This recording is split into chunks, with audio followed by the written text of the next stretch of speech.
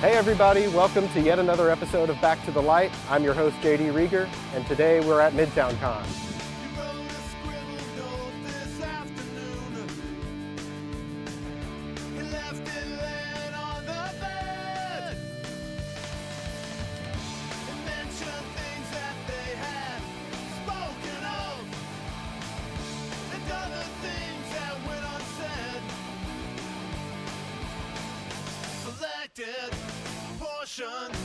Cool.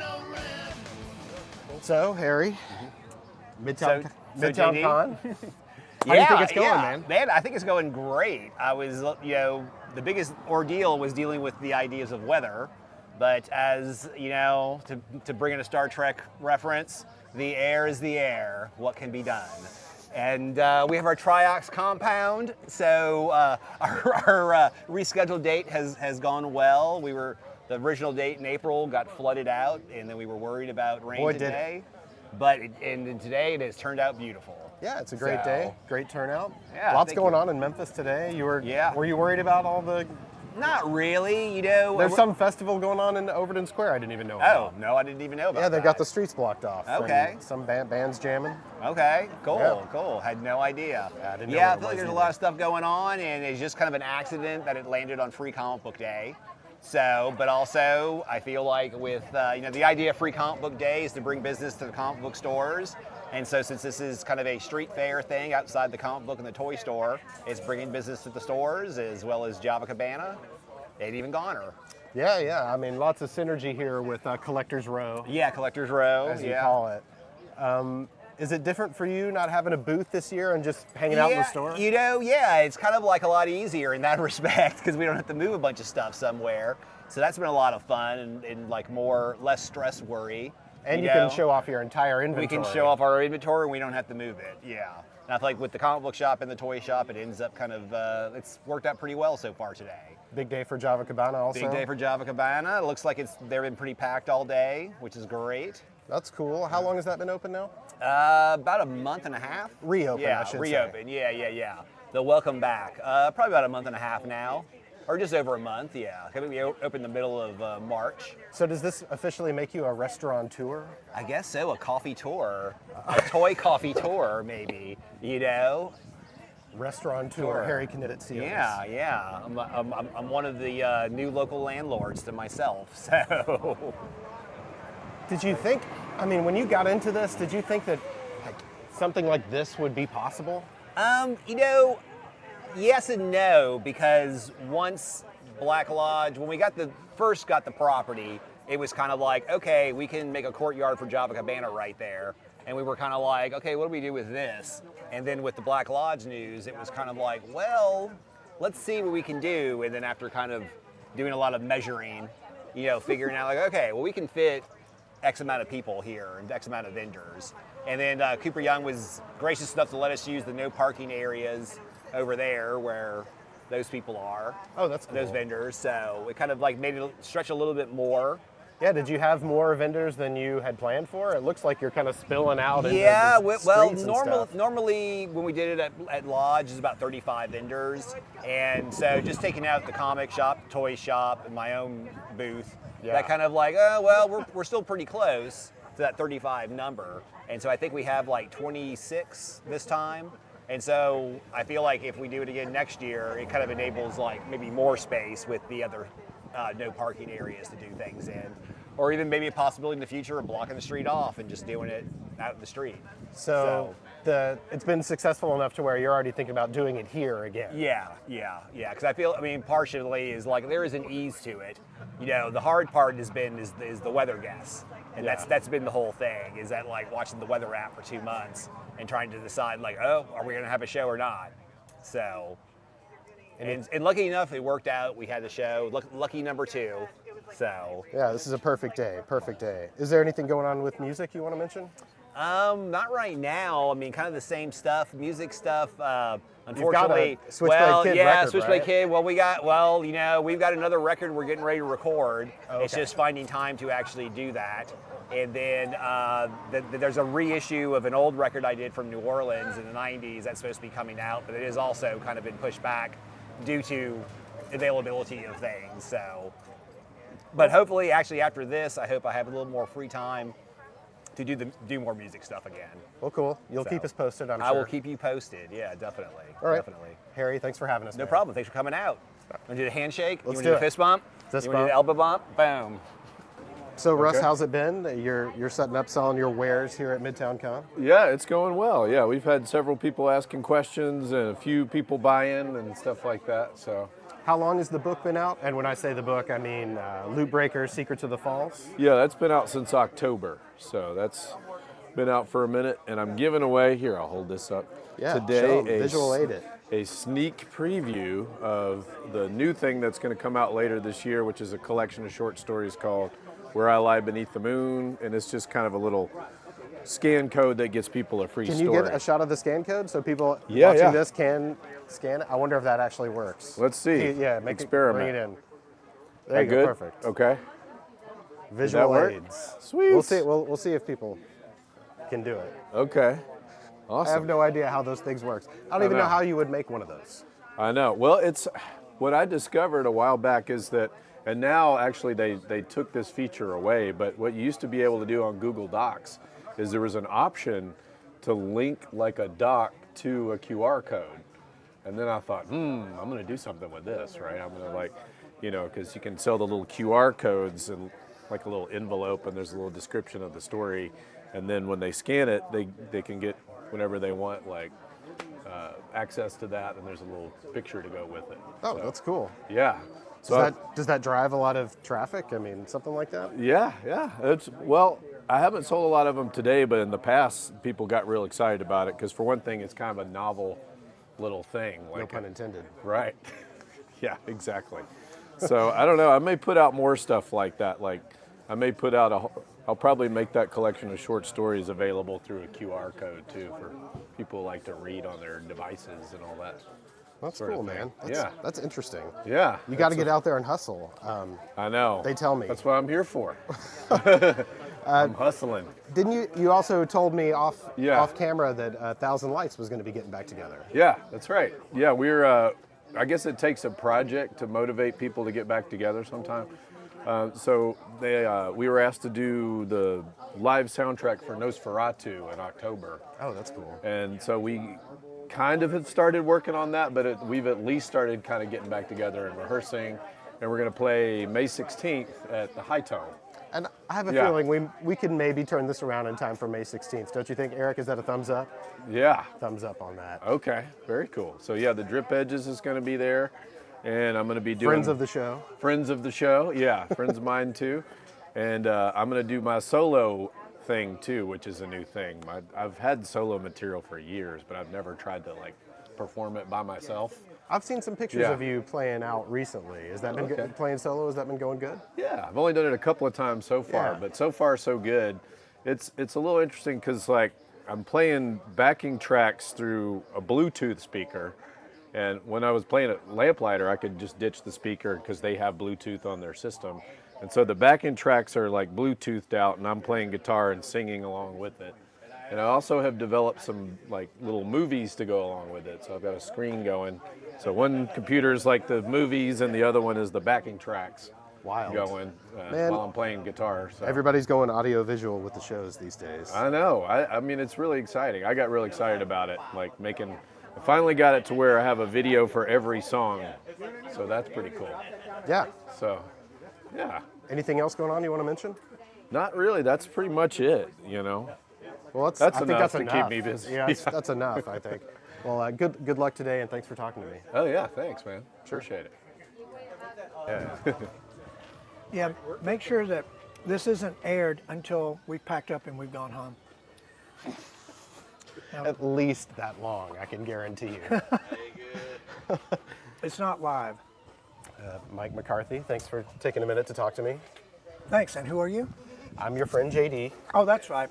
Hey. I just got out of the home. I don't remember so much anymore. Yeah, you've been on the show before, actually. Have I? Yeah, you Okay. have. You have. All right. Yeah, we did the whole Elvis thing. Oh, back in the listening lab days. Yes, back when that was still cool. Right. There you go with that honesty again. That'll get you in trouble. Yeah, sorry. I'm sure whoever's doing it now is fine. Are we actually on right now? I mean, we could take that out if you want, but No, I don't care. Take out what? Take out part of my brain? No, this is it. This is all it ever is, really. So we're filming and we're audio. Mm-hmm. Okay. Is there No, any- it's film only. Oh, okay. I don't know. How meta are we going here? 35. Okay, 24 frames a second. Okay. Well, what do you need from me today? Well, I guess Or you want me to just run my mouth? you could run your mouth some more if you want, but we could also talk about your various projects and endeavors. The Bowie statue, how's that going? It's going great. As a matter of fact, you pick that up. Do you want to? You can move it in. Okay, he's got it. Cut. Faces of Bowie is what the event was called, the last one we did. I'm working on a 10-foot tall, 9 feet wide David Bowie sculpture. It's Wow. down at 158 Vance. People down at Connect Music are nice enough to have me down there. And maybe in a month to 6 weeks, I'll have all the clay on the body. But the weather vane of Ziggy Stardust personas, which is Ziggy, Aladdin Sane, Tokyo Pop, and Halloween Jack, it's already been cast into bronze, just with a great patron that I have. So then the question becomes, how do we get the 150,000 or so we need to cast the body into bronze? Yeah. So that's what we'll be working on Wow. next. Yeah. That is a huge, huge project. Yes, and my obsessions have taken me into certain challenging spots, but hopefully we'll get it done. But then the other question is, Memphis will be challenged to figure out not only how to pay for it, but where's it going. Yeah. Of course, we hope Overton Park, where Bowie visited in '73 at the art school. I mean, obviously you're a big Bowie fan, but like, why all of this art dedicated to him? It's a counterintuitive move, kind of like all this post-war dead rock star stuff is, where, you know, a lot of young people come by and they're like, who's that? And I'm like, it's Savant, or it's Iggy Pop, or it's Jimi Hendrix, you know, which really blows my mind to realize that younger generations of people don't know rock and roll history. It's not as important as it was to us, maybe. And I'm late phase baby boomer. So the idea that You know, at the same time though, don't you constantly see like kids at Target wearing Fleetwood Mac shirts? they don't and know stuff? who it is, though they're wearing. Okay. I used to work with people at a warehouse, and they would wear Queen Sheer Heart Attack shirts, but they had never listened to a Queen album. Yeah. Yeah. Or Boston, More Than a Feeling. It's like, okay, I'm guilty of that. I didn't hear the whole thing until a few years ago, you know. But the point is that Memphis creates rock and roll, and then everything moves like a ripple away from Memphis in that regard. But for us to be truly an international city like we once were, where people like Bowie would come here and play, I think we need to introduce these things. Why does Cleveland have the museum? Why do other The cities? Rock and Roll Hall of Fame, you Yes. mean. Why Yeah. do all these other cities have those new traditions when we created the old traditions that Because people like? we don't these have enough people- hotels. Right. Or nonprofits. Isn't that what they say? Usually it's because we don't have enough hotels. We'll get to the bottom of this. That's what I hear the most. And when we get to the bottom of it, we'll both be Yeah, that's why we don't get the All-Star game too. okay. Yeah. Well, now that might be your gripe. Yeah. Yeah. I'm just saying that, you know, Bowie's a counterintuitive move. I have a nonprofit called Sculpt Memphis. The idea being that maybe you would have a sculpture of Muddy Waters, maybe at Crosstown Concourse, because that's where he would buy his guitars in the 30s, when it was Sears. When are we going to start paying for and paying tribute to our own musical legacy? So then I go out in left field with the Bowie idea, because Bowie played here 8 times. When was Bowie- the most recent? Do you remember off the top of your head? 9 months after Elvis died, 78. Oh wow. Isler Never. tour. He never came in the 80s or 90s. Nope. Wow. But who's been here lately of any importance, and what's happened in rock and roll of any importance? Not much. So it's like, if you don't take care of things, you lose them. Yeah. So, and I have more deeper, like probably thoughts than I should on all this stuff, including Creature from the Black Lagoon or Metropolis or, you know, Crimson Ghost. So, and here I am selling this stuff, or not selling it, as the case might be. Well, I think that's a bit of a smooth transition to talk about the drive-in. Sure. How many years have you been doing the drive-in series? 12 years. This is our 12th season. 12 seasons. The time it takes a normal person to go through high school. I wouldn't know, I dropped out in first grade. You've already done one this year, right? We did one, and the drive-in is for sale. Malco's selling the drive-in, so we hear. Does that worry you? Well, it's a revenue stream that'll soon be going away for me, so that's... Do you think that's, like whoever the new owners might be, that they wouldn't want to keep it going? I called up MLG&W and I said, look, one of my revenue streams is going away. The drive-in is closing. Hope you don't mind. I won't be able to pay you as much this month. And they're like, don't worry about it. That's fine. Yeah. And then I called up Susie Quattro, and I don't think she even knows who she is, because these people certainly don't. Season 12 of Time Warp Drive-In, and it could go at any minute, go any month. Gosh, so the drive-in could go. I may be starting a new film series at Studio on the Square. Yeah. I don't know yet. I mean, we were talking about it. But you think for sure that it's just the drive-in's going away? It's not being sold to new proprietors? No. I don't know who... Would want to run a Well, drive-in? Malco, as a family business, has been here 110 years, but there's a certain niche that they have. Yeah. And there's 4 projectors at the drive-in that cost $70,000. Oh my gosh. And there's upkeep in those things. You have to know the business. I don't know who else would do that. Now you're saying maybe some outside movie company would come in. Or some, enterprising Memphians. Sure. That love the drive-in. Which is Such as yourself. Which is counterintuitive, because then you're creating competition for Malco. The whole thing wouldn't make sense to me as a business model. Oh, wow. But it does it's just crazy that we have seen a lot of things come and go. Yeah, it seems like we've had this conversation many times about things that, are going away. Well, you start with the Antenna Club, and then, you go to the Coliseum, and then you get the Libertyland, the drive-in. Yep. And their stories are great to tell. I made a documentary on the destruction of Libertyland called Destroy Memphis. There's a lot of storied past there to look at, especially in a town like Memphis. So, but yeah, this is going to keep going.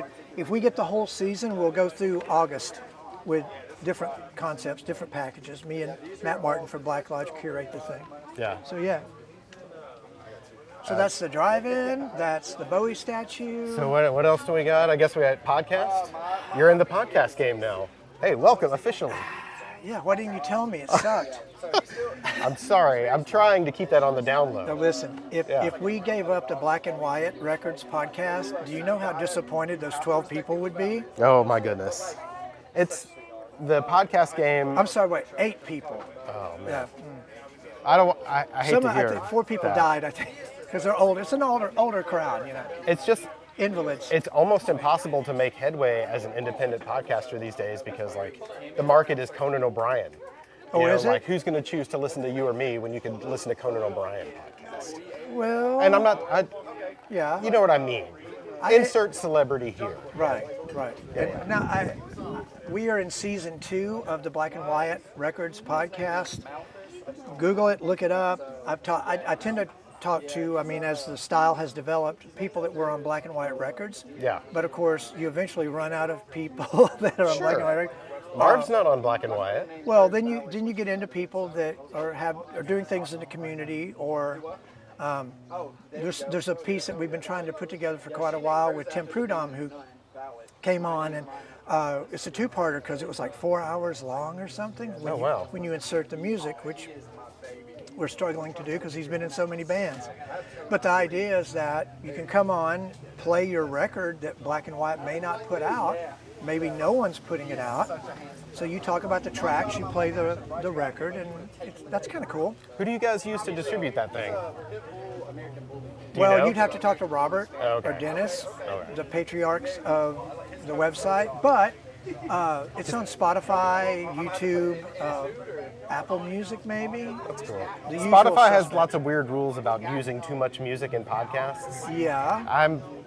I've had episodes rejected for having too much music in them. But do you have commercials on your thing? No. So you're giving it away, right? I mean, with permission from the artists, but Right. So we're giving the thing away for free. So Yeah. I think there have been a couple of flags raised with like cover songs, or not cover songs, original songs that we played. Yeah. Like Kristen Hobbs came on, and she's married to a guy who does sometimes fills in when the Eagles drummer is like sick or incapacitated. oh, wild. You know, or I won't say snorted too much heroin or whatever. Or, you know. But so we played one of these nights because that was like, and you can imagine playing an Eagles song on a podcast was maybe problematic. But I could see that. But we got over it. I think it was fine. That the important thing is that Spotify got over it. Nobody cares. And it's like, nobody cares when I want them to care. That's kind of the problem in Memphis sometimes. Right. But no, the Black and White is great, and I make a little bit of a revenue stream off of that. Black and White, those guys are fantastic. They're fighting the good fight. Yep, put out a lot of good music. Yes, and just providing, like, if you want to hear an interview with Ross Johnson or Alicia Trout or Steve Selvage, you know, that's kind of, you can look it up, and I've talked to those people. Hey, so have I. We should somehow compare notes. Yeah, we should. Twin podcast. You should come on my podcast. I will. Okay. You don't even have to ask. I've been on yours. I'll just be, this will be like the second or third time. So, At least the third time. At least the third time. okay. I was on with the Listening Lab Elvis Week, Death Week thing. Goner Fest. And Goner Fest. Yep, Okay. so this will wow. be the third one. All right. Could you have like a snack bar or buffet or maybe some donuts or something? I'll work on that for next time. If it's ever my event, then Yeah. yes. But, we're kinda- just here. This is Harry's event. He's the snack bar guy. Well, speaking of Harry, he's like, you're in Courtyard 2. And I'm like, wait a minute, I don't even know where Courtyard 1 is. Okay, Courtyard 1 I think it's just over there. Yeah, I always referred to this as Crime Scene 1. So it's like, I had to clear up the police tape. Well, hey, it's a crime that no one's buying more of these things, right? Truth said, but I had to get the police tape away. I had to like get a leaf broom in here. But no, it turned out to be okay. No, it looks great. I love what you've done with this corner. Thank you. Thank you. Yeah. Chalk line over there. I just ignored it. But no, thank you. It was an animal, Thank I think. you. Okay. We think. That makes it better, I guess. I did smell a little bit of cat pee, but I guess I'd rather smell cat pee than dog shit, so I guess it's okay. Yeah. Sorry, folks. It's like, it's Anything gotten else? dark here now. Anything else you want to get in before we move on? Please come here and buy something. Well, no, by the time you hear this, it'll be too Yeah, late. it's too late. I'm at Time Warp sorry. Drive-In. I'm on Black and Wyatt Records Podcast. I'm at 158 Vance working on a 10-foot tall Bowie sculpture. Message me on Facebook. Give me money to finish the sculpture. Do that.